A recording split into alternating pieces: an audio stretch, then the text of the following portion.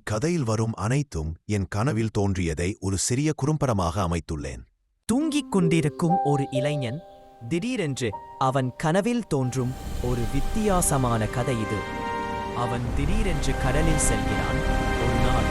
அப்பொழுது அங்கே நடக்கும் சூறாவளி காற்றினால் அக்கடல் முழுவதும் சுனாமி அலை போல் அங்கும் எங்கும் சென்று அப்படகினை கவுத்திட பார்க்கிறது. அங்கே கப்பலில் இருக்கும் நிறைய பேர் தப்பித்து விடுகிறார்கள், நிறைய பேர் இறந்து விடுகிறார்கள்.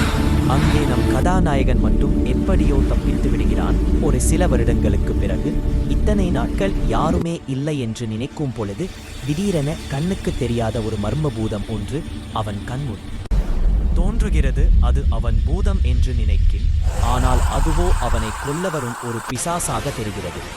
அதிலிருந்து எப்படியோ தப்பித்து செல்ல முயல்கிறான். பிறகு அதிலிருந்து எப்படியோ தப்பித்து விட்டு இன்னொரு இடம் செல்கிறான். அங்கே சென்று பார்க்கும் பொழுது நம் கதையின் நாயகனோ இருப்பது 6 அடி. அவன் கண்ணில் தெரிய மக்களும் கூட இருப்பது 40 அடி உயரமாக.